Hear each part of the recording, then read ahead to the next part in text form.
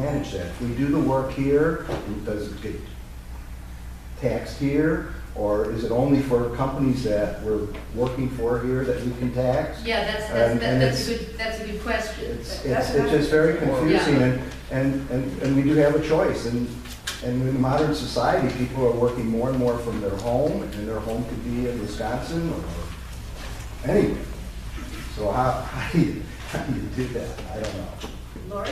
I just wanted to voice my concern as well along the same lines, because if I read something, don't know if it's true, and this is for both you, Yvonne, and for John, but it said that we would be one of only 3 states, or the 4th state in the country. We would be the 4th state, then a number of, I think 5 states, and I don't remember this moment, 5 states did enact it and then repealed it, so we would be the 4th state. So well, I would be quite concerned, and I don't know if the numbers have been run yet, to see if, what we would bring in would. I think justify what would go out. About 1.2 billion from the whole services, or can you help me with Yeah, that? it actually varies.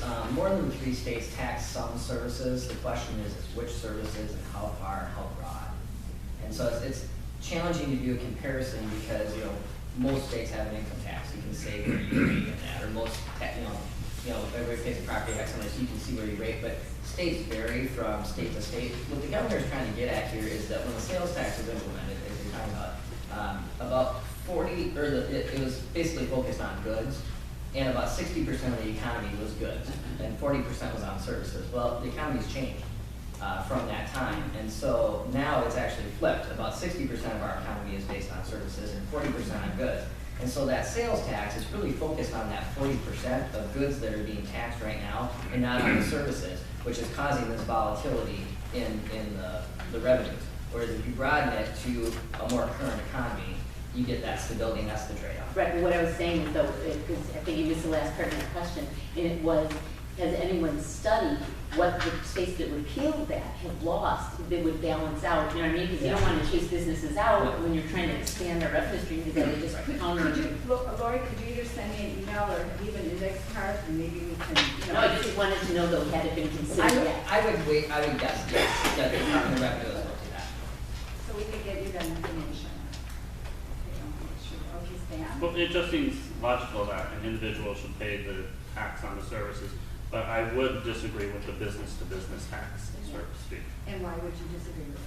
The businesses are already struggling in this economy, and to add another tax onto the businesses, and then it's almost like double collecting taxes. The business is going to sell a service to a business and tax it, and then they're going to sell it to an individual and it gets taxed again. Thank you. Okay, Shanta? Some of the business-to-business services ended also at the high value, highly paid, highly compensated individuals who are already going to be paying higher taxes from income. So that's probably one reason why you don't want to do business-to-business. Thank you. And then I have one last question, and again, I'm always available, and many of you have sent emails and I've responded. I want you to know I received hundreds of emails, and I personally read them all, which I'm told not everyone does, but if I don't respond to you right away, I will. But I do read them, and then I try not to send out a canned response, like, ooh, so it does take me a little while. But this is really important, and I really want. Could you just make a comment on how you think things are going over here? Thank you.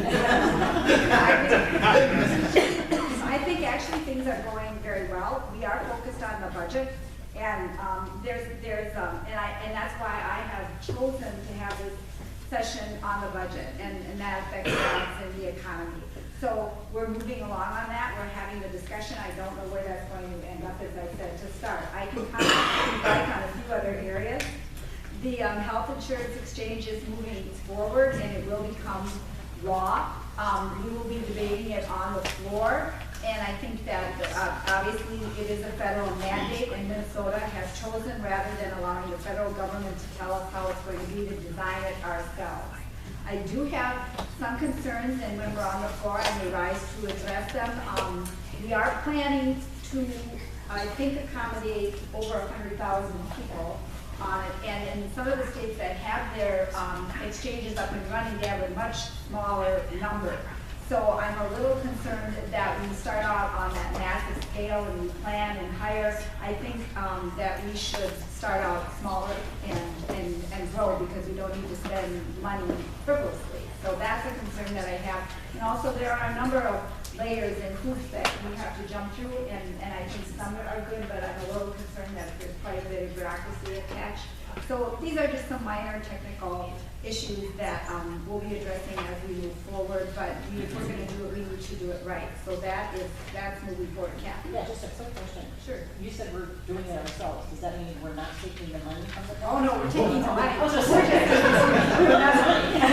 as I mentioned, we're that export, we're taking the money, but the design, the federal government has kind of a one-size-fits-all design, and we're designing it ourselves to meet our Minnesota needs. Other issues that are, that we're moving forward on, as I mentioned in transportation, some of you have, talked about the fact that our infrastructure is aging, and also the necessity for having a 21st century transit system. I do serve on the Transportation Policy Committee, and we're looking at making some of those strategic investments that will move us forward. I also serve on the Energy Policy Committee, and that is a real education for me, but I wanted to, because in Minnesota, we have no natural resources.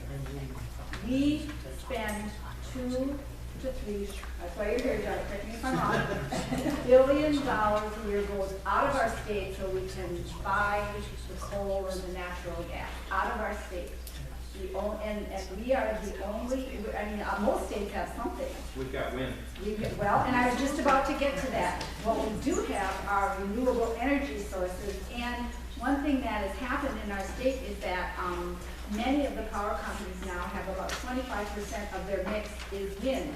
And actually wind is one of the least expensive energy sources right now. Now when we started and said, you got to include some wind in your mix, I have to tell you that some of the private industries in the co-op said, oh, we can't. And they could, and now it's actually one of the least expensive, along with natural gas in the mix. And so now we're looking at solar, and again, I think we have to be careful and cautious, and I think people, and hopefully you're getting the sense that I do study an issue from all sides, but I do think we have to make more of an effort to include solar in the mix, and that's money here, and it's also helping our environment. Yeah. I think in terms of the energy equation, the renewables fits in a small way for the state. But I think you have to, in terms of job creation, the development of the renewable energy efficient technologies presents a huge opportunity here. I work at a manufacturing company that is global, and we develop systems that aid in developing those kinds of technologies. The rest of the world is taking this extremely seriously. To build an efficient energy infrastructure worldwide is difficult. The manufacturing, the engineering, and technological problems are considerable. That's an opportunity to solve problems. Talents all around us.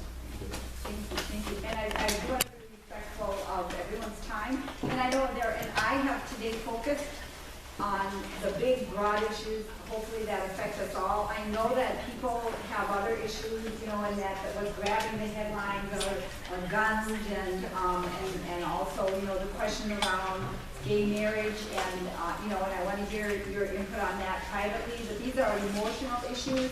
So the issues I wanted to focus on today are the issues that affect us all. Again, please feel free to contact me at any time with your thoughts or questions as we move forward.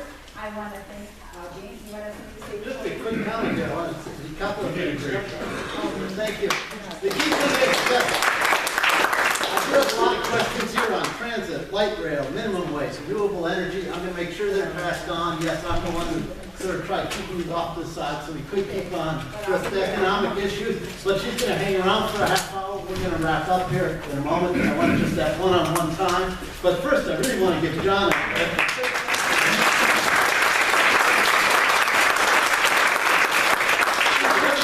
up in just a moment, but I really want to give a hand to Yvonne for coming out.